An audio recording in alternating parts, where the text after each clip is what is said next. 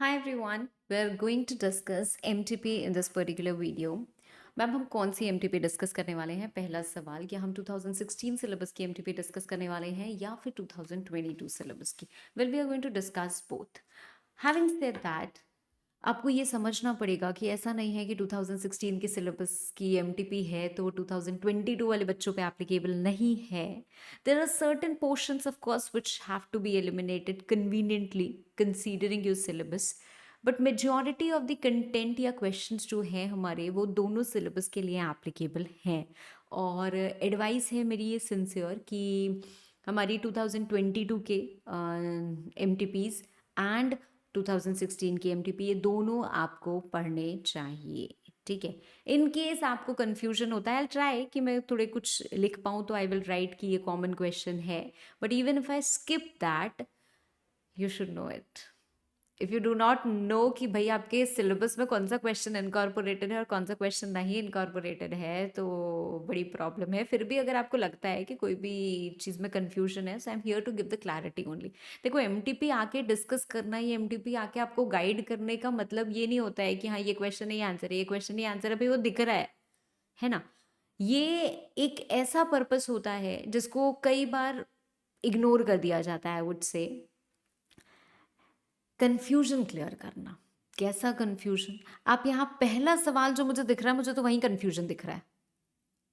The first question that I am reading, पता नहीं बच्चों को ये समझ में आ रहा है कि नहीं आ रहा है, बट इंस्टीट्यूट के बहुत सारे क्वेश्चंस में बहुत सारा कन्फ्यूजन होता है. Ma'am this should be there. Ma'am ये तो हमारे सिलेबस में ही नहीं था. मैम क्या हमको ये पढ़ना है? मैम ये तो पुरानी वाली लिमिट है, क्या नहीं पढ़ेंगे? मैम अगर ऐसा होगा तो एग्जाम में हमें क्या लिखना होगा?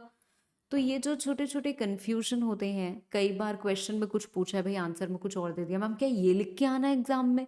मैम हमको कैसे पता चलेगा कि ये इंस्टीट्यूट हमसे एक्सपेक्ट कर रही है? सो ऐसी बहुत सारे कन्फ्यूजन्स होते हैं. Of course even MTPs are made by humans and humans to err is human, right? तो गलतियां करना, कहते हैं ना, ह्यूमंस का जन्म सिद्ध अधिकार होता है. तो भाई हर कोई गलती करता है, हर किसी से हो जाती है, but ultimately students should not suffer. और इसीलिए ये पर्टिकुलर MTP सेशन है जहाँ मैं आपको राइटिंग प्रैक्टिस नहीं करा रही हूँ. I am going to give you an overview only, but yes I clear the confusion. ठीक है, कि क्या है, कैसे है, और आपका इसमें कोर्स ऑफ एक्शन क्या होना चाहिए. Okay, so are we good to begin? Great. MTP सबसे पहले हम डिस्कस कर रहे हैं 2016 सिलेबस की MTP paper 6 laws and ethics. The first thing that we are doing is section A. Section A में हमारे पास क्या क्या आता है? I hope you have given, कोई तो मॉक टेस्ट कहीं तो दिया होगा भाई उसके. इनफैक्ट हमने भी एक मॉक टेस्ट कंडक्ट कराया था and the results have also been shared with the students. तो आई होप आप उससे भी अच्छा परफॉर्म करो. एंड बहुत सारे स्टूडेंट्स को एक गाइडेंस भी मिलती है कि अरे यार, मेरे को तो लग रहा था कि मैं तो, जैसे बोलते हैं ना, अंधों में काना राजा, 4 फ्रेंड्स का ग्रुप है, मैं तो बड़ा तेज़ हूँ. और जब एक्चुअली मॉक टेस्ट देने चाहते तो पता चलता है नहीं नहीं, हम बहुत पीछे हैं. तो as I always say, mock test is very important. Mock test either builds your confidence और शैटर योर ओवर कॉन्फिडेंस, और दोनों एग्जाम के लिए बहुत ज़रूरी होता है. खैर, तो सेक्शन ए में हमारा पहला ऑब्जेक्टिव क्वेश्चंस, मतलब MCQs यू कैन से, जो हमारे 10 मार्क्स के आते हैं. So we have 10 MCQs. Thereafter we have 5 match the following, 5 fill in the blanks and 5 true and false, है ना. तो ये एक ऐसा पोर्शन होता है जो आपको बड़े आराम से और बड़ी कन्वीनियंटली अच्छा स्कोर देके जाता है ना, प्रोवाइडेड आप इसको सही मार्क करो, है ना. इसमें स्टेप मार्किंग नहीं हो सकती, इधर इट्स करेक्ट और it's incorrect. In finals level you have to write the justification, but here you don't have to write the justification. तो आपका ऑब्जेक्टिव क्वेश्चन है, हम MCQs देखेंगे तो हमको सिर्फ एक MCQ मार्क करना है, we don't have to write the justification. ठीक है. पहला question, the following can not be nominated for the purposes of EPF act. Wife, son of deceased sons who have attained majority, father-in-law and unmarried daughter.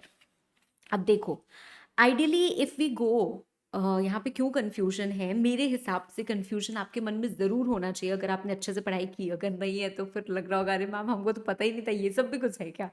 But मुझे जहाँ तक उम्मीद है बच्चे कहीं ना कहीं सोच रहे होंगे ma'am why not option C. अगर आप इंस्टीट्यूट के सोल्यूशन में देखोगे तो undoubtedly will find this to be the correct answer which I am also going to mark, but eventually why. ठीक है, उसका रीज़न क्या है? रीज़न ये है कि सबसे पहले अगर हम बात करते हैं कि किसको नॉमिनेट कर सकते हैं, so we can only nominate a family member, है ना।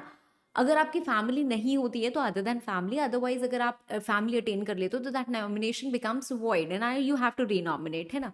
तो फैमिली में कौन कवर होता है? Because they have written wife, that means they are talking about a male member. और अगर मेल मेंबर की बात करूँ, ऑल्दो इतना कंटेंट आपके सिलेबस में इनकॉर्पोरेटेड भी नहीं है, बट स्टिल ठीक है भाई, हमसे पूछा गया है तो हमें बताना है, इसके बारे में भी मैं आपसे बात करूंगी। But first let me solve this.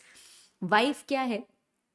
Obviously relative होती है, वाइफ, चिल्ड्रन, डिपेंडेंट पेरेंट्स। कई बार लोग सोचते हैं कि father in law is dependent parent. अगर you are a female then जो आपके हस्बैंड के पेरेंट्स होते हैं ना, they are your family, right, they can be considered in that way. But यहाँ पे अगर हम मेल की बात कर रहे हैं तो वो नहीं होना चाहिए। तो father in law can not be nominated ideally, in ideal situations unmarried daughters fine, right. पर अगर हम आगे बढ़ते हैं तो हमारे पास एक और सेक्शन होता है जो एक्चुअली एक्सक्लूड करता है कि नहीं है नॉमिनेशन। तो हमें क्या होता है, ये जो बेनिफिट होता है that can not be pass to the sons who have attend majority और sons of deceased sons who have attend maturity, right. तो कहीं ना कहीं अगर उस एंगल को देखो तो इंस्टीट्यूट ने समझ लिया है कि फादर इन लॉ को हम मान लेते हैं dependent parents because of maybe if you talking from a female perspective तो ऐसा हो सकता है। And that is the reason कि इन्होंने बोला है कि ये नॉमिनेट नहीं हो सकते हैं, which is not 100% correct. But आपको नंबर तभी मिलेगा जब आप इसको मार्क करोगे। Why? Because this is also a question of your institute's material. Having said that, कई बार कंफ्यूजन ये आता है कि मैम इंस्टीट्यूट के मटीरियल में ये चीज़ हमको दी नहीं गई है। बहुत सारे ऐसे टॉपिक्स आते हैं जिसपे हमसे क्वेश्चन पूछा जाता है but we have not been given the content, how to get to know our scope.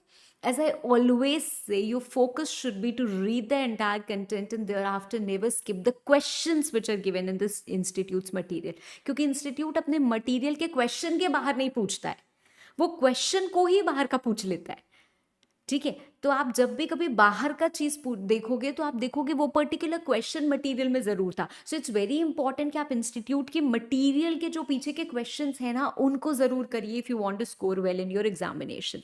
Great, चलो फाइन, चलो। So EPF as we all know it's a retired benefit.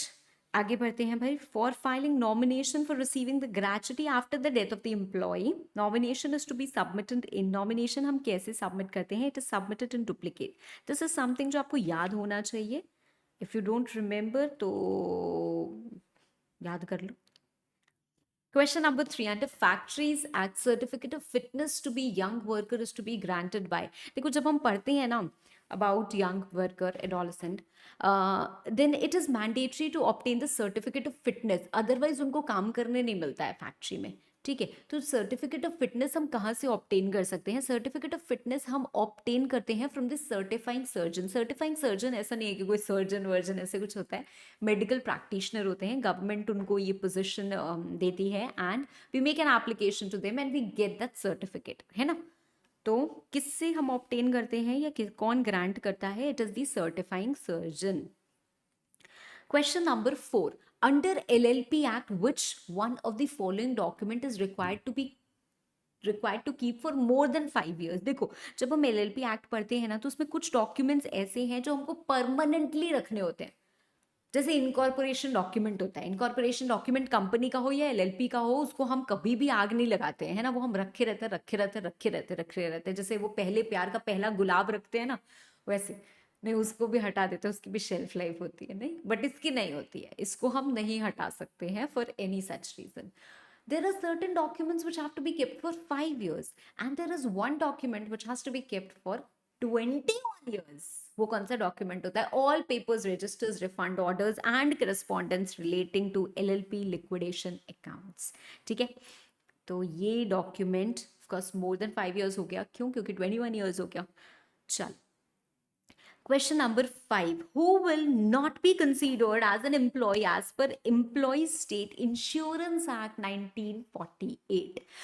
Canteen workers हो, कैजुअल वर्कर्स हो, part time employ हो, इन सब के लिए भाई हमारे पास केस लॉ भी है which has justified and which has told कि हाँ ये सारे के सारे एम्प्लॉयज की डेफिनेशन में इंक्लूड होंगे. So we have case laws which justify the inclusion of all these three. But partners वैसे भी कभी एम्प्लॉय नहीं हो सकते. इसी even if you don't know about any case law, even if you don't know about the definition, एक basic common sense लगाएंगे और ये आंसर हमको मिल जाएगा कि पार्टनर्स थोड़ा एम्प्लॉय होंगे. पार्टनर्स एम्प्लॉय कैसे हो जाएंगे? Under minimum wages act the appropriate government में fix minimum rate of wages for, देखो टाइम वर्क भी होता है, पीस वर्क भी होता है, गारंटीड टाइम रेट भी होता है in case not working, right. And तो ऑब्वियसली ये सिंपल बात है कि ऑल ऑफ दी अबव, सबके लिए गवर्नमेंट फिक्स कर सकती है minimum rate of wages. Now which one of the following is not the criterion for appointment of independent director? कौन सा इसमें से क्राइटेरिया नहीं है? हम सेक्शन 149 सबसेक्शन 6 में पढ़ते हैं criteria for independence. Her company में इंडिपेंडेंट डायरेक्टर अपॉइंट करने की जरूरत नहीं होती है. देयर आर सर्टेन कंपनीज जहां पे हमको appointment of independent director mandatory होता है. ऐसी सिचुएशन में वी हैव टू चेक भाई उसके पास रिक्विजिट स्किल वगैरह हो, ये तो हमको देखना ही देखना है. साथ साथ ही should meet the criteria of independence. He should not be related to the company. So he should not be the promoter of the company. He should not be related to promoter. अरे ये मैंने क्या बोल दिया, मैं तो बता दिया आपका आंसर. यहाँ क्या लिखा हुआ? ही शैल रिलेट टू द प्रमोटर. अरे भाई, नॉट रिलेटेड टू प्रमोटर और directors of company, associate, subsidiary, holding, right, नहीं होना चाहिए उससे रिलेटेड. तो ये तो क्राइटेरिया बिल्कुल भी नहीं है. ऑल्दो आगे भी दो हमको पढ़ लेने चाहिए, बट हमको समझ में आ गया कि ऑप्शन बी तो definitely it is the correct answer, क्योंकि this is not the criteria, है ना. Question number 8. Which one of the following is not the feature of agreement to sale? Agreement to sale कर रहे हैं हम sale नहीं कर रहे हैं. This is not a contract of sale. Contract of sale और एग्रीमेंट ऑफ सेल अलग अलग बातें होती हैं. कॉन्ट्रैक्ट ऑफ सेल, मेरे पास ये बॉटल है, I want to sell this to you, right. This is an existing good जो मैं आपको बेचना चाह रही हूँ, हमने इसका कॉन्ट्रैक्ट किया है. एग्रीमेंट टू सेल यूजुअली हम क्या करते हैं, जैसे फ्लैट्स बन रहे हैं या कुछ भी बन रहा है, एग्रीमेंट टू सेल करते हैं कि हाँ हम सेल करेंगे इसको फ्यूचर में, because that is something which are future and contingent goods, है ना. तो which one of the following is not the feature of agreement to sale? हम बोल रहे हैं एग्रीमेंट टू सेल हमारा एग्जीक्यूटरी कॉन्ट्रैक्ट होता है, ये सही बात है, ठीक है. उसमें seller can sue for damages only in case of breach by the buyer, ये भी सही बात है. It gives a right to buyer against the seller to sue for damages, ये भी सही बात है. क्या सही बात नहीं है? वो ये है कि sale takes place for existing in specific goods. No, अगर ऐसा हो रहा है then it is a contract of sale, ठीक है. Next, under negotiable instruments act 1881 the liability on the instrument may be discharged. भाई कैसे इंस्ट्रूमेंट डिस्चार्ज होता है? कैंसिल कर दो, डिस्चार्ज हो ही जाएगा. रिलीज कर दो, हो जाएगा. पेमेंट कर दो तो ऑब्वियसली सेटिस्फाई हो गया, इंस्ट्रूमेंट डिस्चार्ज हो जाएगा. सो it can B discharged by any of the above methods. Very easy one. Question number 10. Indian partnership act के हिसाब से पार्टनर में retire. Again the easiest question that you can expect. ये जो ऑल और any of the above वाले questions होते हैं ना, तो पता नहीं मुझे समझ नहीं आते कि इंस्टीट्यूट क्यों डालती है, और वो भी एमटीपी में एग्जाम में भी आ जाए तो सोचो क्या एकदम मजे ही हो जाए. With the consent of all partners, of course, yes. In accordance with an express agreement, certainly by giving notice, that's the choice they have, right? So any one of the above. Sure. Now match the following. Hybrid between a company and a partnership. अगर मेरे से नाम पूछें और column भी नहीं बताएं तो भी बड़े आराम से हम इसका आंसर दे सकते हैं. कंपनी और पार्टनरशिप, भाई एक नई एंटिटी उभर के यही आई है. कंपनी के भी कुछ फीचर्स, पार्टनरशिप के भी कुछ features, so it is a hybrid, right. वो कौन सी है? वो एलएलपी है. तो अगर मैं यहाँ से मिलाऊं तो मैं ऐसे मिला सकती हूँ, है ना. एग्जाम में ऐसे ऐसे मिला के नहीं आना है, एग्जाम में अच्छे से लिख के आना है, ठीक है, क्योंकि आप पूरा कॉलम नहीं बनाओगे. How you will write is one hybrid mark C, LLP ऐसे करके लिख देना, ठीक है? पूरा पूरा बहुत ज़्यादा लिखने की ज़रूरत नहीं है, you can write in short short, because what is more important is to match that, right? उसके बाद आता है हमारा cost of living index number. तो cost of living index number की अगर मैं बात करूँ तो हम मिनिमम रेट ऑफ वेजेस से रिलेट करते हैं, उसी के बेसिस पे फिक्स होते हैं। In fact the definition incorporates that. Fraud की अगर मैं बात करूँ, व्हेन समवन डिसीव्स, है ना, या कोई भी धोखा, अब कोई आपसे सामान खरीद रहा है और उसका इंटेंशन ही नहीं है आपको देने का, इंटेंशन, नियत, गिल्टी माइंड, राइट, मोमेंट्स रिया, फ्रॉड वहीं से शुरू हो जाता है। तो ये आपका फ्रॉड, ये बी वाला जाएगा कि पीप ने खरीदे तो सामान but she has no intention to paying for it, मतलब वो धोखा ही दे रही है ना, फ्रॉड है, राइट? क्रेचेस, क्रेचेस हम पढ़ते हैं about welfare measures taken in a factory, है ना? जब फैक्ट्री होती है तो बहुत सारे वेलफेयर मेजर्स होते हैं which have to be taken, one of which is creches, right? जहाँ पे young, or you can say infants, can be brought and they can be kept while the female workers work, है ना? Applied ethics, हमारे पास 3 तरीके की ethics होती हैं, हमें पता है। मीटा, ऑल दो ऑप्शन हमारे पास यही है तो ये जाएगा तो सीधे इधर ही, पर मीटा एथिक्स, नॉर्मेटिव एंड अप्लाइड, है ना? तो अगर हम मीटा एथिक्स की बात करें, मॉरल जजमेंट, नॉर्मेटिव एथिक्स की बात करें तो सही, कहीं ना कहीं criteria for right and wrong, और अप्लाइड एथिक्स की बात करें तो ये कॉन्ट्रोवर्शियल टॉपिक्स को इनकॉर्पोरेट करते हैं। कॉन्ट्रोवर्शियल टॉपिक्स मतलब क्या होते हैं? Capital punishment, war, animal rights, है ना? चलो, then comes your fill in the blank. देखो, सोचो कितने इजी इजी हमको क्वेश्चंस दिए हुए हैं, अगर हमारे सारे ऑब्जेक्टिव वाले क्वेश्चंस सही हो जाए तो कितना एक कॉन्फिडेंस बिल्डअप होता है कि भाई इसमें तो कोई नंबर काट नहीं सकता है ना? अच्छा लिखे, बुरा लिखे, थोड़ी गंदी हैंडराइटिंग है, कैसी भी है, कुछ भी है, it's sorted, you marks are not deducted. तो ऐसे ही हमें फोकस करना है कि सबसे पहले ऑब्जेक्टिव को अपने एकदम बस में कर लेना है। Fill in the blanks. Question number 1. Dash is a person employed to do any act for another or to represent another in dealing with the third person. मतलब हम किसी को एम्प्लॉय कर रहे हैं कुछ काम करने के लिए या हमें रिप्रेजेंट करने के लिए in front of the third person. तो ये क्या होता है भाई? एजेंट की डेफिनेशन दी हुई है। एजेंट ही ये कमाल करता है ना? प्रिंसिपल को रिप्रेजेंट करता है, प्रिंसिपल के बिहाफ पे डील करता है with the third person. DIN stands for director identification number.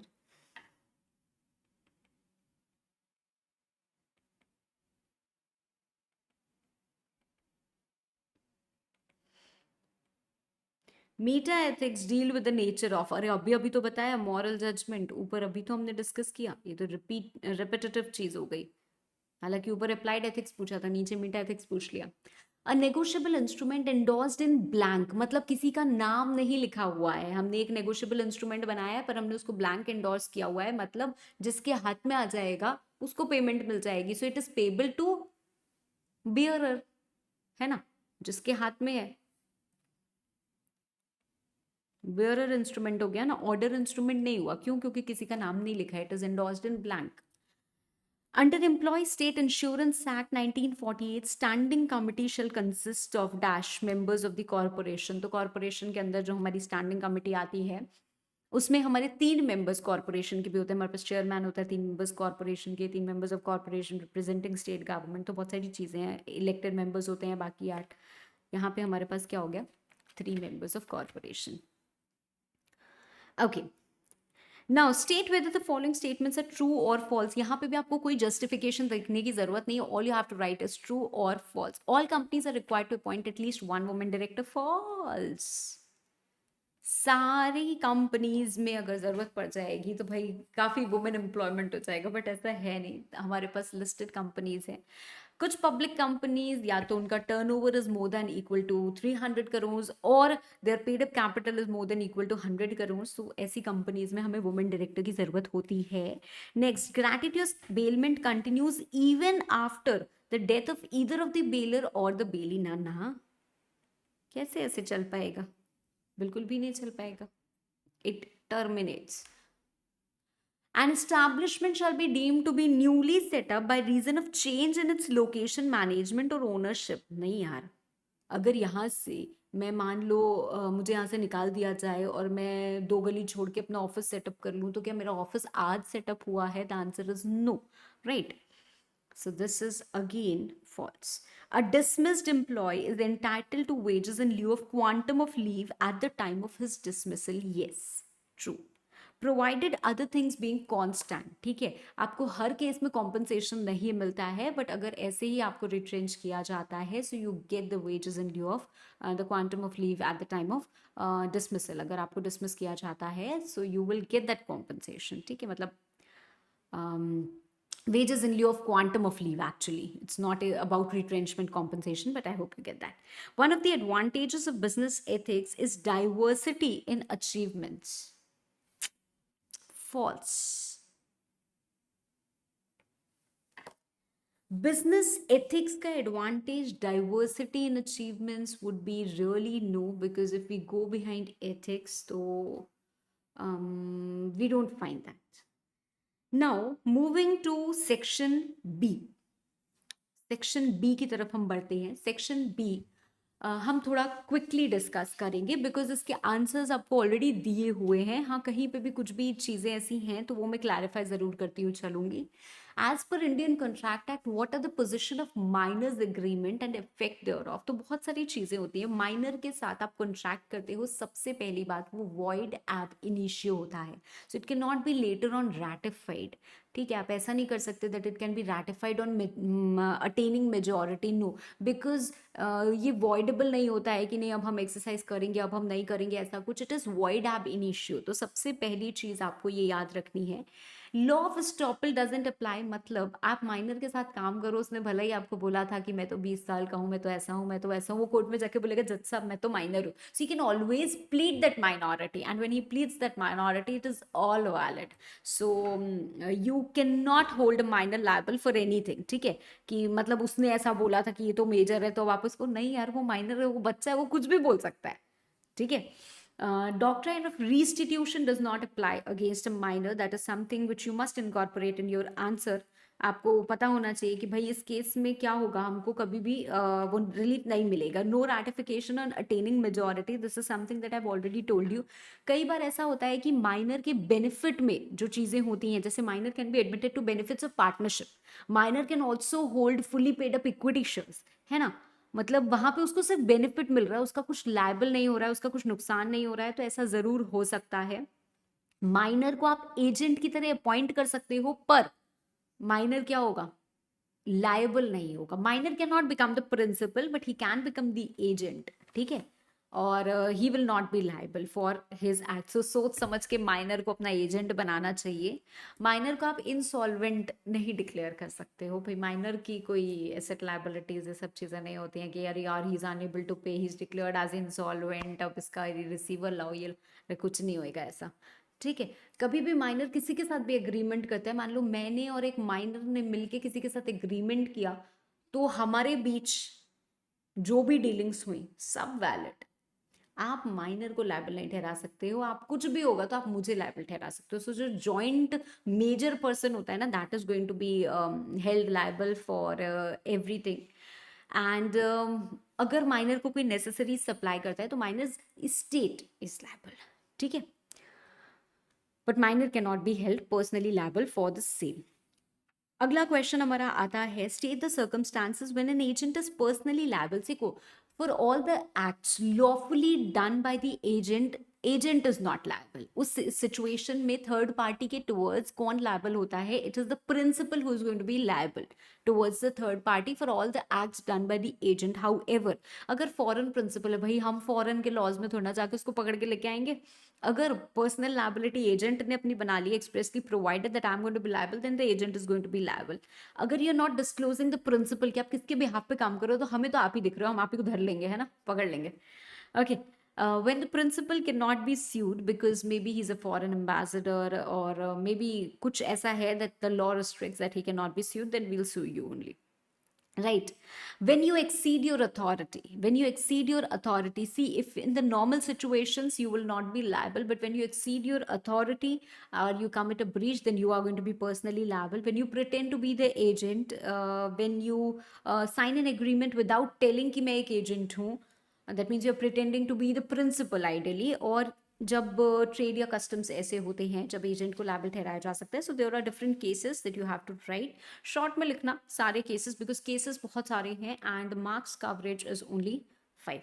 Okay, but जब आप ये शुरू करोगे, although it is written that state the circumstances when an agent is personally liable, please ensure कि आप एक जनरल लाइन जरूर लिखो that in the normal situations, ठीक है, principal is liable. The agent is not personally liable for any contract entered on behalf of principal by the agent. Okay. However, there are exceptions to the above rule, and thereafter write the circumstances when an agent is personally liable. Okay. तो ये ensure जरूर करना कि आप इसको लिखो. That actually enhances your answer. Now, question number 3. LLP wants to shift its registered office from Mumbai in state of Maharashtra to Kolkata in the state of West Bengal. तो आप क्या कर रहे हो, आप स्टेट बदल रहे हो, आप महाराष्ट्र से वेस्ट बंगाल जा रहे हो, and thereafter you have to write the procedure which has to be followed. Okay, इसके लिए सबसे पहले हमको क्या करना पड़ेगा, सबसे पहले भाई पार्टनर्स की आपको कंसेंट ऑब्टेन करनी पड़ेगी.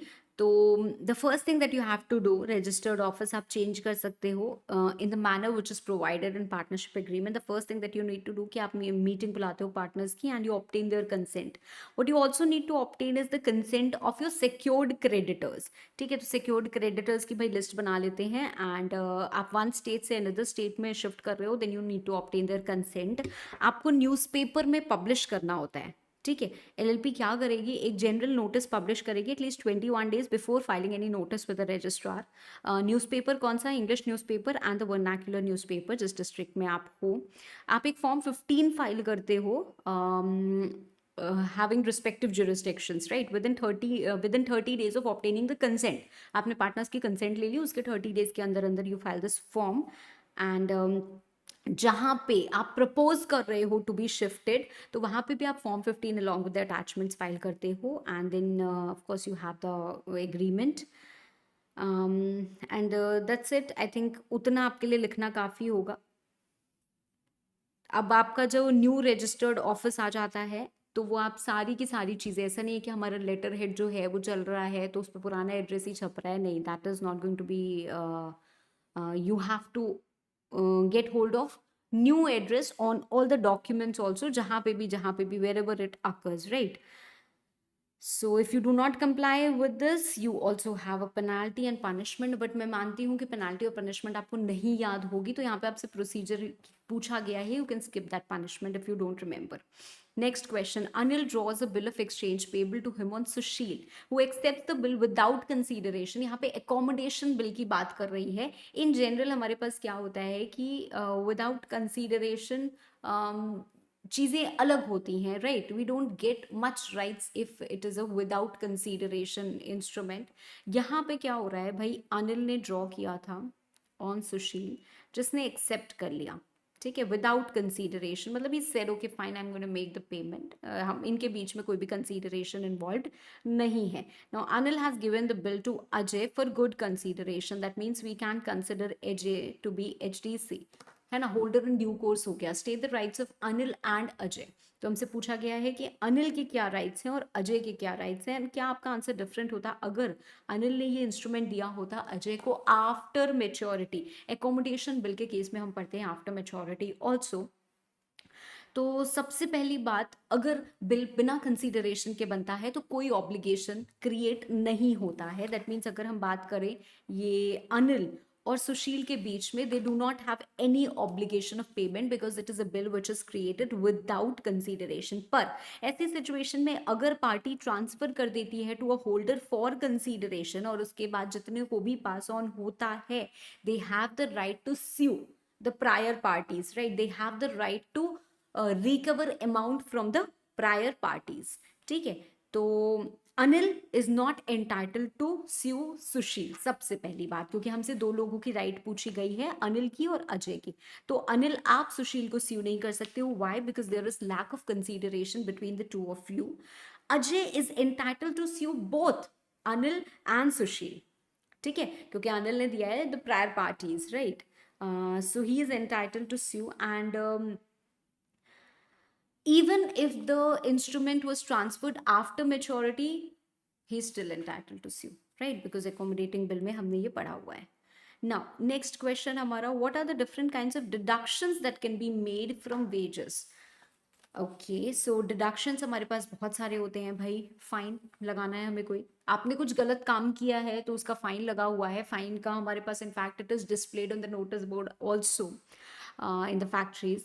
तो अगर फाइन है तो फाइन कैन बी डिडक्टेड. अगर आप एब्सेंट रहते हो from duty, that can be deducted. अगर कुछ आपसे नुकसान हुआ है, loss of goods, that can be deducted. अगर आपको कोई हाउस अकोमोडेशन दिया है तो उसके डिडक्शंस हो सकते हैं. अगर आपको कोई और फर्दर इम्यूनिटीज दी होती हैं, अगर आपको कुछ एडवांस दिया है तो एडवांस काट के पैसा किया जाएगा.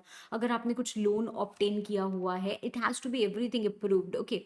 अगर टीडीएस, राइट, इनकम टैक्स अगर पे करते हैं तो वो काट के हम देंगे. अगर कुछ कोर्ट ने ऑर्डर दिया था कि इनसे इतनी इतनी रिकवरी करो तो वो काट के हम देंगे आपको, राइट. हम जो नॉर्मल डिडक्शंस करते हैं आपके पीएफ वगैरह फंड के लिए, तो वो काट के डेफिनेटली हम देंगे ही देंगे आपको, है ना. अगर हमने कुछ ऑथराइजेशन किया हुआ है, मतलब जो एम्प्लॉई है उसने ऑथराइजेशन दिया हुआ है कि भाई मेरा ये पैसा काट के यहाँ पे कर दिया करो, तो उनके ऑथराइजेशन के बेस पे हम वो काट देंगे, ठीक है.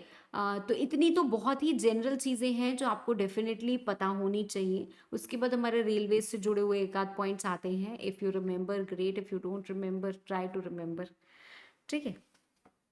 चलो, next, mention any 5 purposes for which ESI fund may be expended. ESI fund, ESI scheme क्या है? हमारी सोशल सिक्योरिटी स्कीम होती है, which ideally provides इंश्योरेंस, है ना. एम्प्लॉयर एम्प्लॉय मिलके क्या करते हैं, इसमें कंट्रीब्यूट करते हैं. और इंश्योरेंस फंड, अब इस इंश्योरेंस फंड को हम किस लिए यूज कर सकते हैं? तो 5 पर्पसेस, पांचों पर्पसेस घूम फिर के हमारे मेडिकल और ट्रीटमेंट पे ही आ जाते हैं. तो बेनिफिट और medical treatment to insured persons, सबसे पहली बात भाई ऑब्वियसली. अब वो फंड आप एडमिनिस्टर कर रहे हो तो बहुत सारी सैलरीज, बहुत सारी चीज़ें होती हैं जो जुड़ी हुई होती हैं, राइट.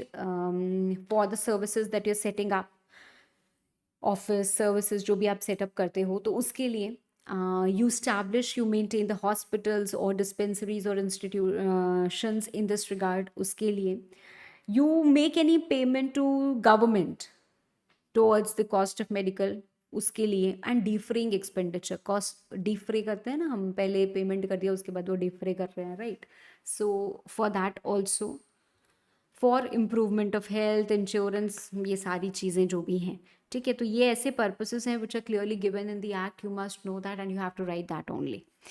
क्वेश्चन नंबर 5 का A, discuss the provisions relating to quorum for meetings. तो कोरम के लिए क्या है, हमारे पास सेक्शन 103 होता है और हमें पता है कि आर्टिकल्स आपके एक लार्जर नंबर प्रोवाइड कर सकते हैं. अदरवाइज अगर मैं बात करूं, in case of private company हमारे पास 2 members personally present constitute the quorum. In case of public company हमारे पास 3 लिमिट होती है, 5, 15 और 30, right. 5 members if 5 members personally present are going to be quorum if the number of members or the total number of members does not exceed 1000, ठीक है. So less than equal to 1005, less than equal to 5000, but more than 1000 is equal to 15, and more than 5000 is equal to 30 members personally present. Private company के लिए मैंने आपको already बता दिया. But सवाल ये उठता है कि मैम ये क्वेश्चन जो है हमारा 8 नंबर का है, तो सिर्फ और सिर्फ हम इतनी चीज़ तो नहीं बता सकते हैं. तो आपको कुछ चीज़ें और लिखनी पड़ेगी, कुछ चीज़ें और क्या लिखनी पड़ेगी कि quorum has to be present within half an hour and it has to be present throughout the meeting, right. If it is not present within first half an hour, the meeting is adjourned, right, for want of quorum. और आप क्या लिख सकते हो, और quorum से related आप provisions क्या लिख सकते हो इन बोथ द केसेस, ठीक है. कोरम अगर meeting is called by the requisitionist तो मीटिंग एडजर्न नहीं होती है, the meeting stands cancelled for want of quorum, है ना. तो आप को वो लिखना पड़ेगा. तो कोरम से रिलेटेड आपके पास जितने प्रोविजंस हैं भाई आपको लिखने पड़ेंगे, क्योंकि यहाँ पे सवाल है 8 नंबर का, ठीक है ना. Next question is a proper case study. XYZ Limited एक नई कंपनी है which has registered its name and its trademark. After 2 months from name registration, it comes to the notice of managing director कि जो name है of the company and the trademark are identical. But the managing director does not take any steps to rectify the name or the trademark. मतलब एक company बनाई गई XYZ Limited, 2 महीने बाद पता चला कि इस नाम से तो एक रजिस्टर्ड ट्रेडमार्क है, पर जो मैनेजिंग डायरेक्टर है इस कंपनी के वो कोई एक्शन नहीं लेते हैं. अब हमसे पूछा गया state the provisions relating to name rectification. So we have a section number 16 where we rectify name. एक हमारे पास नेम चेंज होता है, मतलब ऑल्टरेशन ऑफ मेमोरेंडम जो हम पढ़ते हैं सेक्शन नंबर 13 में, where we voluntarily change our name, है ना, जहाँ पे हम खुद अपनी मर्जी से अपनी कंपनी का नाम बदलते हैं. और एक होता है रेक्टिफिकेशन ऑफ नेम, जब सेंट्रल गवर्नमेंट हमको डायरेक्ट करती है कि आप अपना नाम बदलो. कब हमको डायरेक्ट करती है? जब उनको कोई रजिस्टर्ड ट्रेडमार्क एप्लीकेशन देता है कि यार इनको बोलो नेम चेंज करें. वो रजिस्टर्ड ट्रेडमार्क एप्लीकेशन दे सकता है 3 साल के अंदर अंदर, और उसके बाद गवर्नमेंट हमको बोलती है 3 महीने के अंदर अंदर नाम चेंज करो. या फिर किसी रीजन वजह से हमारा नेम जो है आइडेंटिकल हो गया विद एन एग्जिस्टिंग कंपनी, तो गवर्नमेंट हमको डायरेक्शन देती है कि भाई इस कंपनी से आपका नाम आइडेंटिकल है, 3 महीने के अंदर अंदर अपना नाम चेंज करो.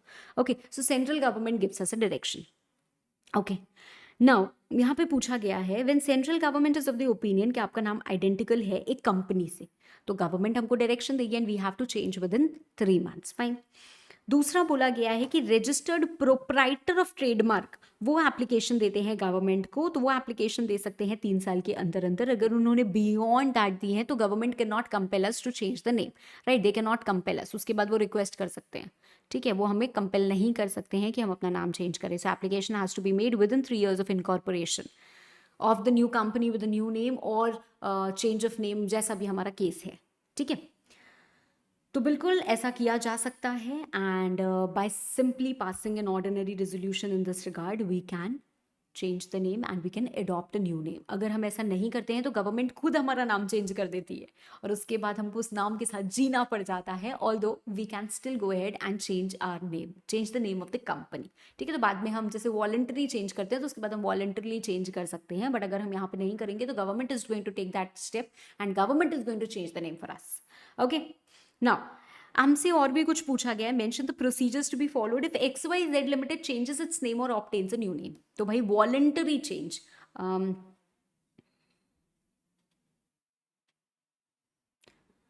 यहाँ पे अगर आपको खुद नाम चेंज करना है तो आप कैसे करोगे, राइट. एक्चुअली प्रोसीजर हमसे पूछा गया है ऑफ चेंजिंग इट्स नेम और obtaining new name, so will not go for the voluntarily change. हम यहीं पे बात कर रहे हैं कि क्या प्रोसीजर हमको फॉलो करना है. और तो ऊपर मैंने आपको ऑलरेडी बता दिया, बट फिर भी तो हमें क्या करना होता है भाई, ऑर्डिनरी रेजोल्यूशन पास करेंगे, हम इंटीमेट करेंगे रजिस्ट्रार को, रजिस्ट्रार उसको चेंजेस को, नेसेसरी चेंजेस को कैरी आउट करेंगे and will issue us a new certificate of incorporation and memorandum, right. तो मैंने आपको पूरी चीज़ें बता दी हैं, you have to write that. Now what will be the consequences अगर डिफॉल्ट करें, ये भी मैंने आपको बता दिया. सेंट्रल गवर्नमेंट क्या करते हैं, खुद हमारा नाम चेंज कर देंगे और हमको एक नए नाम से नया फ्रेश सर्टिफिकेट ऑफ इनकॉर्पोरेशन दे देंगे. But this is not going to prevent us from changing further name voluntarily if you want to under section 13. Next question number 6 का ए. मिस्टर ए एक नेशनल है नेपाल के, that means it is a country which shares land border with India. कोई भी country का resident अगर हमारी company में, हमारी इंडियन कंपनी में डायरेक्टर बनना चाहे और वो सब्सक्राइबर बनना चाहे, मतलब मैनेजमेंट में आना चाहे, इन्वेस्टर बनना चाहे, FDI करना चाहे, कुछ भी ऐसी चीज़ें होती हैं, तो अब हमको गवर्नमेंट अप्रूवल लगता है. This is to prevent hostile takeovers from the countries which are sharing land border with India. So Nepal definitely shares land border with India. तो ऐसी सिचुएशन में अगर वहाँ के रेसिडेंट डायरेक्टर बनना चाहते हैं, बन सकते हैं. The same process for making DIN, but you have to attach the approval, ministry approval आपको attach करना पड़ेगा. That is the one thing which is must. Okay. So security clearance from the Ministry of Home Affairs, Government of India has to be attached with the application of DIN. So first you make an application, then of course the DIN is generated. DIN आपका approve हो सकता है, reject हो सकता है. अगर defective या incomplete application होती है, you are given an option, right? So you rectify the defects and thereafter you submit. और आपकी application validate हो जाएगी, so that DIN will be allotted to you. The same thing. Okay. Now Explain the prohibition and restrictions regarding political contribution. So we have a very small section, section number 182, जो political contribution की बात करता है. तो कोई भी government company और जो कंपनी अभी अभी बनी है, मतलब 3 साल भी नहीं हुए हैं, उन दोनों को छोड़ के आप कोई भी अमाउंट कंट्रीब्यूट कर सकते हो to the political party. However what is important is कि आपको बोर्ड रेजोल्यूशन पास करना होगा. एंड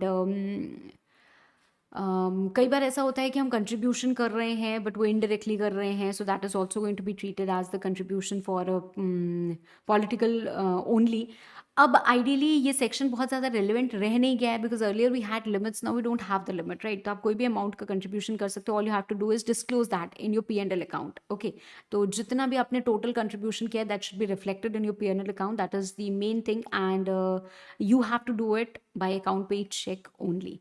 ठीक है, या फिर ड्राफ्ट, मतलब ECS करना है, इलेक्ट्रॉनिक मोड में होना चाहिए. It can not be in the form of bearer cash. Okay, question number 7A, state any 10 standards of ethical conduct for practitioners promulgated by institute. ICMAI. I hope you all know that, है ना. तो 10 ethical conducts हमको बोले गए हैं. भाई आप independence maintain करो, आप कॉस्ट का बहुत ज़्यादा काम करते हो, तो आपको ध्यान रखना है कि आपके पास जितने भी डिस्क्लोजर्स हैं, मतलब जितने भी आपको मटेरियल फैक्ट्स पता हैं, आप उन सबको डिस्क्लोज करो. कभी भी कोई भी प्रोफेशनल होता है, भाई वो लॉयर हो, CA हो, CS हो, CMA हो, कोई भी हो, जो इन्फॉर्मेशन वो ऑब्टेन करते हैं during their course of investigation वो कॉन्फिडेंशियल होती है and they have to keep it to themselves. ठीक है, आपको इंडिपेंडेंस मेंटेन करनी है. That is the first thing that I think I already told you, right. You have to have good faith. आपका good conduct होना चाहिए. आपको you should not accept any engagement to review the work of any other member for the same employer except with the knowledge of that previous member. तब हम क्या करते हैं, सबसे पहले हम कम्युनिकेट करते हैं with the previous member, right, and then we take up any project. हमें अनड्यू गेन, एडवांटेज ये सब नहीं लेना है. We don't have to maliciously indulge ourselves in anything. We have to maintain the standards of competence and everything. Now, define salary or wage under Payment of Bonus Act 1965. यहाँ पे आपको बहुत careful रहना है. Every act has different meaning of wages, different meaning of employees. So where we are talking about the wages under Bonus Act, so you have to ensure कि हम उसी की बात कर रहे हैं. तो सैलरी में हमारा क्या आता है, सैलरी में हमारा DA आता है. ठीक है, सो salary includes DA. It does not include any other allowance. It does not include your house accommodation, travelling concession, bonus, pension, PF, retrenchment compensation या कोई भी कमीशन. तो ये लिखना है हमको, और बस इतना सा लिख के हमको 5 नंबर मिल जाएंगे. How good is that, right. Now हमको यहाँ पे किसी 3 के शॉर्ट नोट्स लिखने होते हैं, carrying 5 marks each, and it is a short note. So ideally it's a direct question that you have to write. Discuss the category of persons who are disqualified from entering into a contract other than minor and a person of unsound mind. तो other than minor and a person of unsound mind कौन कौन से होते हैं हमारे पास? alien enemy होता है, very common, very popular.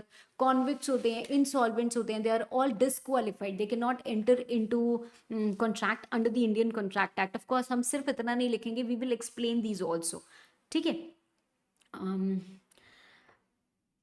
Foreign sovereign and ambassadors. Now, the next one, state the features of companies formed for under Section 8. Section 8 की जो companies होती हैं उनका main जो focus होता है that is to promote charitable objects. So they cannot go beyond charitable objects. They cannot pay dividend to their members, right? They intend to apply the profits only for promoting the objects. That means their payment to dividend is completely prohibited, and they get a lot of benefits. They enjoy a lot of privileges. यहाँ पे एक अच्छी बात होती है that a firm can become the member of a Section 8 company. A firm cannot become the member of any company except Section 8 company, right? These companies can convert itself into a normal private public company also, following the conditions, following the compliance. Now, write a short note on cleanliness as per Factories Act 1948. इसमें क्या क्या चीज़ों को हमको ध्यान में रखना है? Point number 1, just a second. Point number 1 की जो हमारी डर्ट है वो क्या होनी चाहिए? It should be removed daily, right.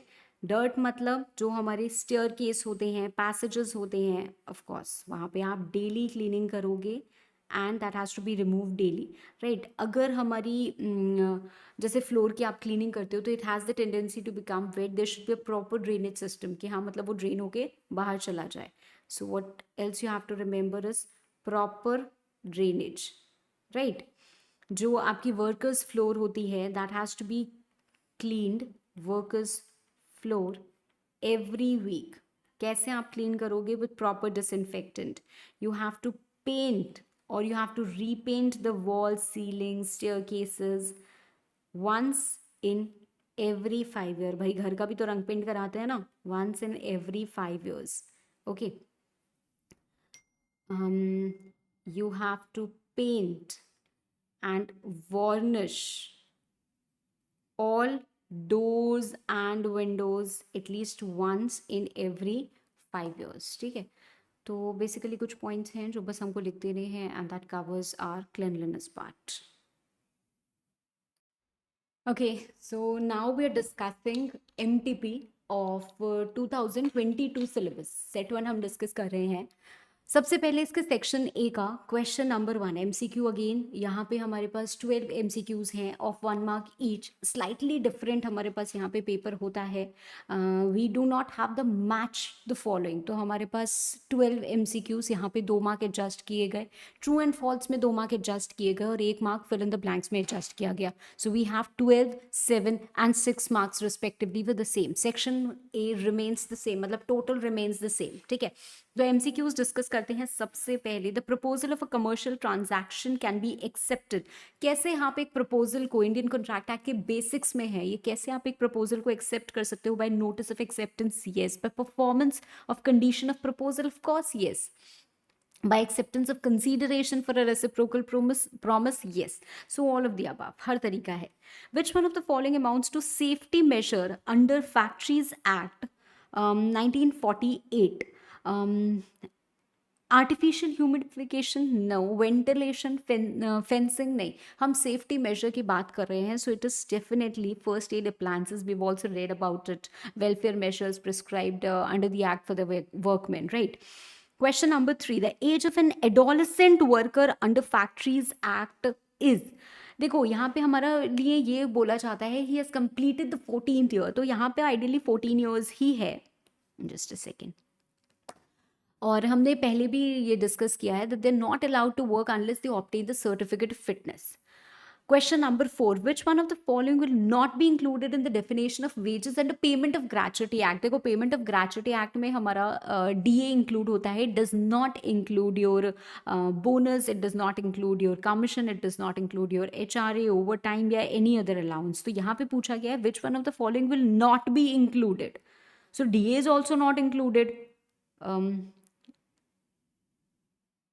ये तो कुछ गड़बड़ है ideally. DA is also not DA is included, however we do not include overtime and cash value for consideration, ये हमारा include नहीं होता है। Let me check what is the answer given. I think यहाँ पे थोड़ा सा confusion आता है क्वेश्चन नंबर 1 का जो 4 है। हाँ, overtime, fine, so that definitely we can say, है ना, क्योंकि overtime हमारा include नहीं होता है। Okay, now नेक्स्ट क्वेश्चन हमारा question number 5, contribution of employer to employees provident fund is 8.33, 10%, 12%, none of the above. अब यहाँ पे भी बच्चों को बहुत कंफ्यूजन होता है। तो एक बात साफ साफ समझ लो कि PF कंट्रीब्यूशन की जब हम बात करते हैं तो गवर्नमेंट ने इसको 8.33 से 10 कर दिया है, तो अब हम 10 समझेंगे। But in certain notified establishments it's also 12, but in the general cases अगर हमसे क्वेश्चन पूछा जाएगा so what we are going to write is 10 only. Question number 6, for which of the following purposes can securities premium account be utilized? Section number 52 होता है B for beer, है ना। तो हमारे वो यूजेस होते हैं जिन्होंने मेरे से पढ़ा होगा वो रिलेट डेफिनेटली कर पा रहे होंगे। तो हमारे कुछ यूजेस हैं जो प्रिस्क्राइब्ड हैं। By writing off preliminary expenses, yes you can use securities premium for buy back, for bonus. So all these 3 are the given purposes under the act जिसके लिए हम सिक्योरिटीज प्रीमियम को यूटिलाइज कर सकते हैं। सिक्योरिटीज प्रीमियम कोई free reserve नहीं होता है जो मर्जी के लिए वो कर लो, नहीं। It has restricted uses and all the uses are there within that.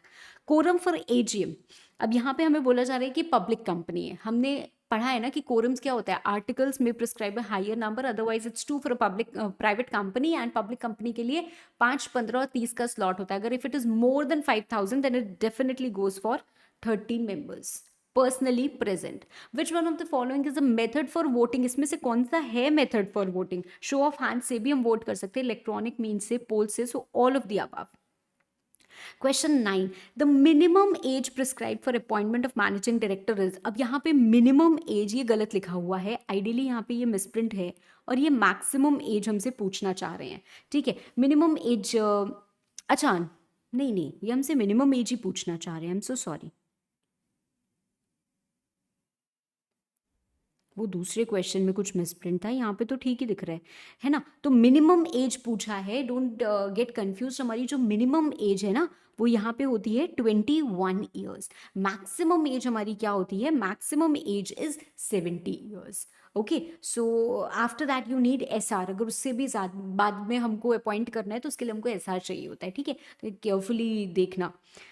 Question number 10. At every AGM, not less than dash number of total members shall retire by rotation. देखो, 2/3 members shall be rotational directors and thereafter out of that 1/3 shall retire.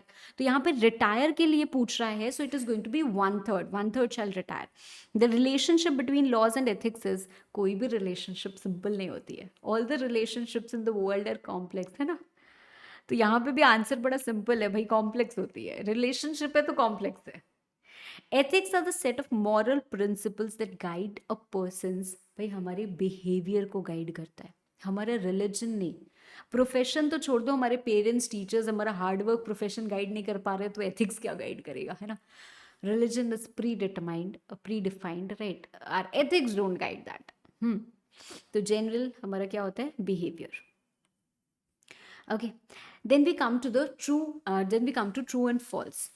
1. Sale of Goods Act only deals with the goods that are immovable in nature. ना false. वो तो deal ही नहीं करता है. Immovable के लिए तो हमारे पास ट्रांसफर प्रॉपर्टी एक्ट आती है, तो अलग चीज आती है. For the purpose of calculation of gratuity amount 26 days are taken as a month. True. हमारे ग्रेचुटी का वर्किंग का फॉर्मूला क्या होता है? 15/26 है ना. Last drawn wages into 15/26 into number of completed years of service.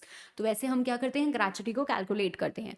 A company can issue shares at a discount. False. Company is prohibited. Section 53 में company prohibited है from issuing shares at a discount except for sweat equity shares, है ना. तो बस एक वही चीज है जो अलाउड है हमें. Annual return is not required to be attached with the board's report. False. Section 92 annual return तो भाई अटैच करना ही करना पड़ता है. कंपनी में appoint more than 15 directors after passing the resolution. True. SR pass करके वैसे तो मैक्सिमम लिमिट जो हमारी अपॉइंटमेंट ऑफ डायरेक्टर्स की है वो 15 है, बट एसआर पास करके हम इसके भी ज्यादा क्या कर सकते हैं? डायरेक्टर्स को अपॉइंट कर सकते हैं. The term ethics is derived from the Latin word ethos. True.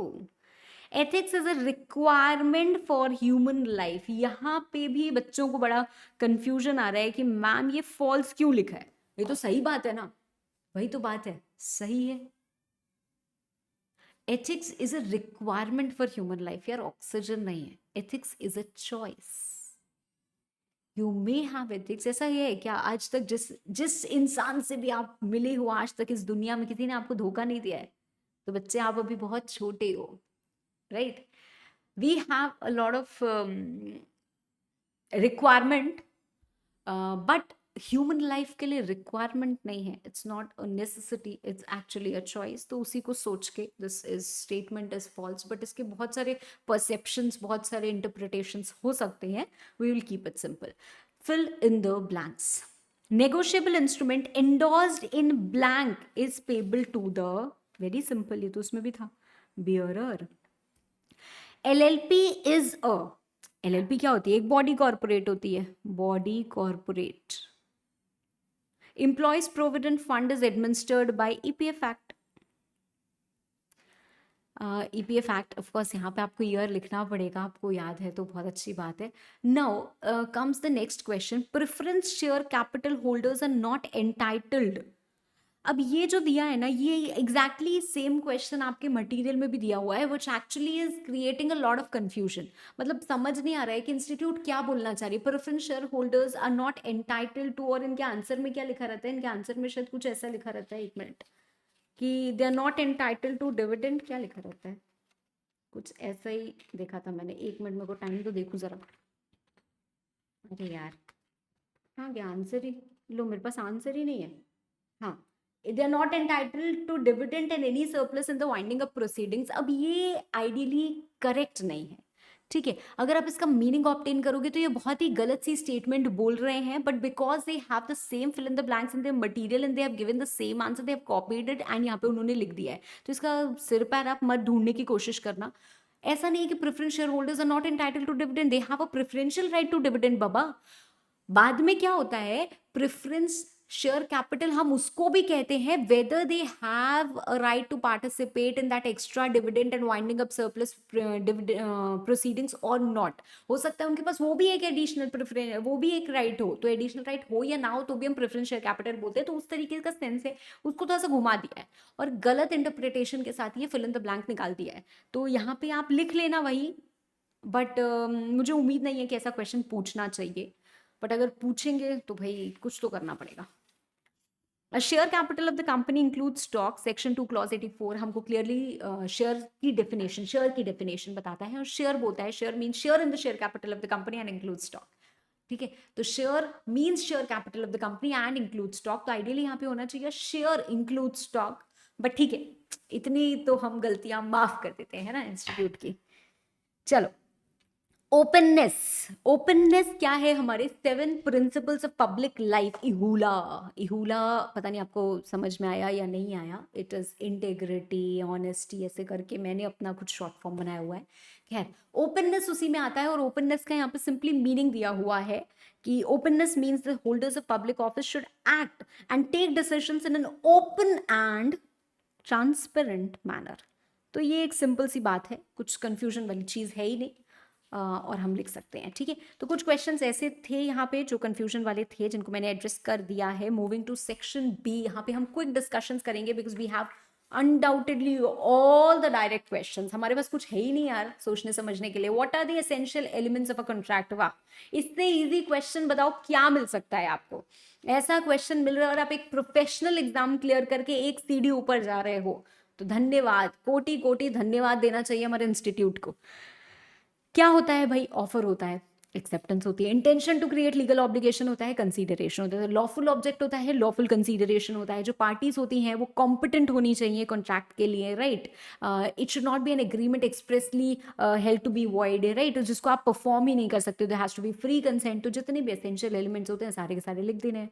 Distinguish between promissory note and bill of exchange, promissory note और बिल ऑफ एक्सचेंज की अगर मैं बात करूँ, प्रोमिसरी नोट में सिर्फ 2 ही पार्टीज होती है, मेकर और पे। However when I am talking about bill of exchange, यहाँ पे 3 पार्टीज होती हैं। ड्रॉर होता है, ड्रॉई होता है जो इवेंचुअली एक्सेप्टर भी होता है हमारा, और हमारे पास एक पेई होता है, ठीक है। प्रोमिसरी नोट सेक्शन 4 में आता है, बिल्स ऑफ एक्सचेंज सेक्शन 5 में आता है, चेक सेक्शन 6 में आता है। प्रोमिसरी नोट में there is an unconditional promise to pay, but bill of exchange में there is an unconditional order to pay, है ना। और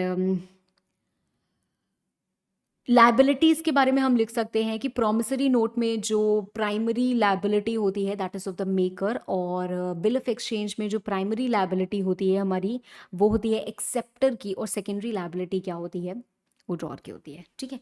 now explain the concept of caveat emptor in line with the provisions of sale of goods act with 2 examples. Generally ये question जब भी पूछते हैं ना तो 2 एग्जांपल के साथ ही पूछते हैं। कैविट एम्प्टर क्या होता है, लेट द बायर बीवेयर, भाई आप आ रहे हो, आपको सामान खरीदना है, आप जांच पड़ताल कर लो, है ना, आप देख लो, आप सेटिस्फाई कर लो कि आप उस क्वालिटी का। अब क्या है, अगर हम कोई क्लॉथ लेने जाएंगे या कोई एक कुछ भी लेने जाएंगे तो हमको 10 रुपए का भी मिल सकता है और 10,000 का भी मिल सकता है, भाई आपको किस क्वालिटी का जचता है आप देख लो ना। आप 10 रुपए का लेके बोल तो नहीं सकते और एक धुलाई में फट गया, तो और क्या उम्मीद कर रहे थे आप 10 रुपए में ले जाके। तो वही सोच को ध्यान में रखते हुए ये कैविट एम्प्टर का वो बना है that you have to satisfy yourself whether it is fit for your purpose और नॉट। हो सकता है आपको बस एक कुछ फैंसी ड्रेस में बस पहन के जाना है और वापस आ जाना है और आपके काम का नहीं है, तो आपने 10 रुपए का ले लिया, इट्स ओके, राइट। तो आपको देखना है कि आपके पर्पस के लिए फिट है या नहीं है। It is not the seller's duty to give to the buyer the details whether the goods are fit और नॉट सूटेबल। आप उनको सेलर को ब्लेम नहीं कर सकते, अरे ये निकल गया, ऐसा हो गया, वैसा हो गया, ठीक है। तो इसके आप 2 एग्जाम्पल के साथ इसको बड़े अच्छे से इलास्ट्रेट कर सकते हो। Prepare a list of circumstances जब पार्टनरशिप फॉर्म डिसॉल्व हो सकता है। देखो पार्टनरशिप फॉर्म डिसॉल्व हो सकता है, आपने नोटिस दे दी, आप डिसॉल्व कर दो, आपका एग्रीमेंट था, आप डिसॉल्व कर दो। कई बार लॉ से भी डिसॉल्व हो जाता है, कुछ फिक्स टर्म का था, ऑटोमेटिकली वो टर्म एक्सपायर हो गया, डिसॉल्व हो गया। पार्टनर की डेथ हो गई तो पार्टनरशिप फॉर्म तो डिसॉल्व होगा ही होगा ना। किसी को इंसॉल्वेंट डिक्लेयर कर दिया गया, वो अगेन डिसॉल्व हो गया, है ना। आप जिस पर्पस के लिए आपने फॉर्म बनाया था वो पर्पस या वो ऑब्जेक्ट अनलॉफुल हो गया, फॉर्म डिसॉल्व हो गया, ठीक है। एंड इन जनरल आप नोटिस तो दे ही सकते हो, ठीक है। हमारा पार्टनर कोई अनसाउंड माइंड का बन जाता है, डिसॉल्व हो जाता है, कोई इनकैपेबल हो जाता है, डिसॉल्व हो जाता है। तो कई बार ऐसा होता है कि कोर्ट डायरेक्ट कर देता है dissolution. So we also have the dissolution by the court, which is given in section 44. That can also be incorporated in the same list. अगला, with reference to the Employees State Insurance Act in India, examine what type of organizations are covered.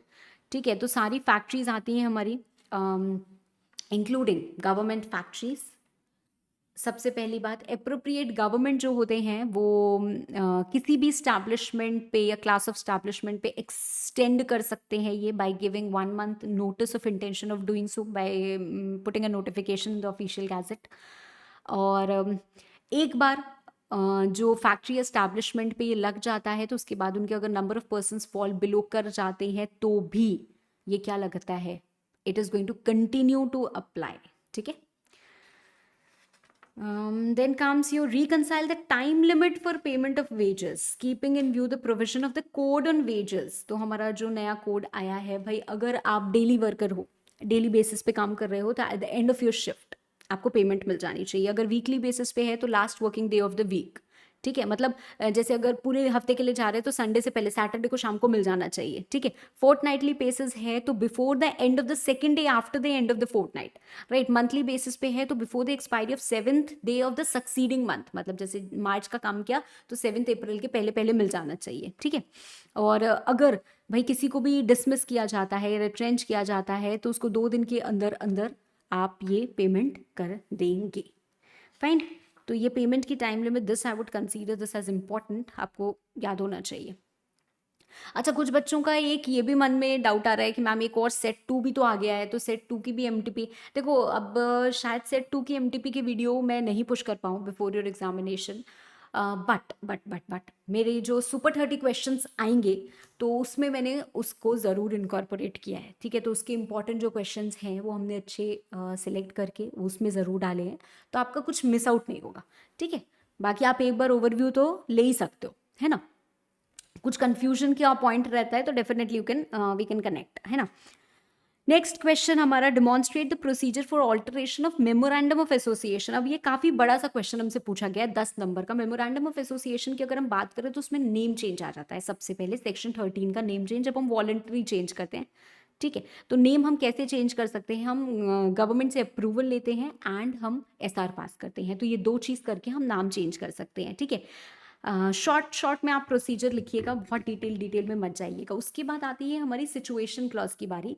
तो हम registered office कैसे situation मतलब वो कैसे change करते हैं, तो उसमें भाई अलग अलग केसेस आ जाते हैं हमारे कि हम सेम सिटी में चेंज कर रहे हैं, हम आरओसी शिफ्ट कर रहे हैं, हम स्टेट बदल रहे हैं, तो अलग अलग अप्रूवल्स हैं जो हमको ऑब्टेन करने होते हैं कि हमको सीजी का अप्रूवल चाहिए, तुमको आरडी का अप्रूवल चाहिए, तुमको सिर्फ आरओसी को इंटीमेट करना है, तो सिर्फ हम बीआर पास करके यहाँ से वहाँ कर सकते हैं, तो हमको कुछ भी करने की ज़रूरत नहीं है। तो हम सारे लोगों का क्या करेंगे भाई, बताएंगे। उसके बाद आता है हमारा ऑब्जेक्ट क्लॉज। ऑब्जेक्ट क्लॉज की अगर हम बात करें तो ऑब्जेक्ट क्लॉज में देखो, पूरे में मेमोरेंडम आपको कहीं पे भी ऑल्टर करना है, you need SR, that is the general thing that we know. But object clause में एक चीज और आती है, that when we have raised money on prospectus, और हमारे पास प्रोस्पेक्टस का भी अनयूटिलाइज्ड लाइन मनी बचा हुआ है and we want to change the object की। तो जैसे मैं एग्जांपल देती हूँ ना आपको, वही बात होगी, लोगों से बोला हम कीर्तन करेंगे, चंदा इकट्ठा किया और डिस्को नाइट लगा दी। अरे भाई, जिन्होंने चंदा दिया था वो भड़केंगे नहीं, हमने इससे तो ये लेके पैसे किए थे, आपने पैसे हमसे ये बोल के लिए थे और अब आप बदल रहे हो अपना ऑब्जेक्ट, तो उनको बोलना पड़ेगा ना, अच्छा चलो तुमको नहीं जमता है, आप लो वापस, है ना, you take back your money, so you will give them dissenting share holders then option to exit also, तो वो आपको करना पड़ेगा, तो you have to take their permission in that case, ठीक है।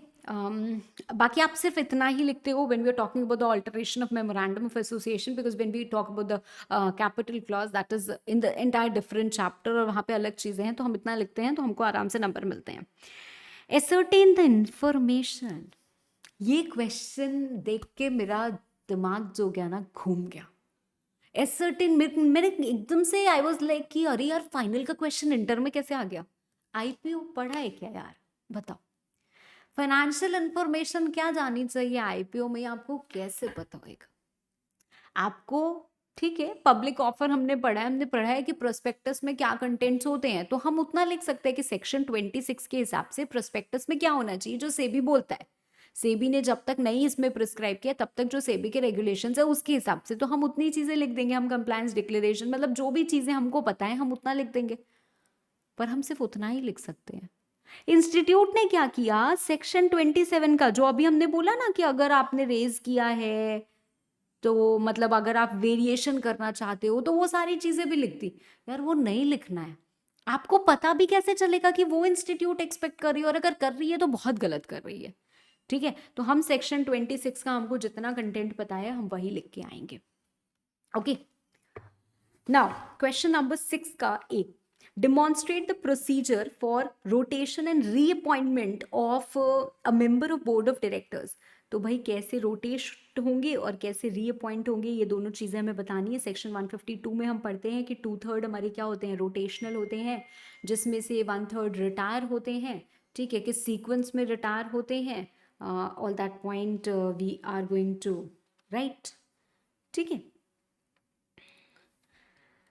देन बायबैक की अगर हम बात करें तो इन जनरल हमको पता है कि buyback is not allowed, but section 68 हमको बोलता है कि अगर कंपनी बायबैक करना चाहे तो कर सकती है, provided the buyback is authorised by the articles. We have different buybacks limits, है ना, कि अगर हमारा बायबैक 10% या उससे कम है तो हमको सिंपली बोर्ड रेजोल्यूशन से कम हो जाता है। ठीक है, बट अदरवाइज मैक्सिमम बायबैक की हमारी लिमिट क्या होती है, 25%, है ना, उससे ज़्यादा तो हम बायबैक कर ही नहीं सकते। But we have more conditions, further buyback नहीं होना चाहिए, रेशियो हमको एक मेंटेन करना होता है। तो जितनी हमारी कंडीशंस है यहाँ पे हमको सारी की सारी बायबैक की लिखनी पड़ेंगी।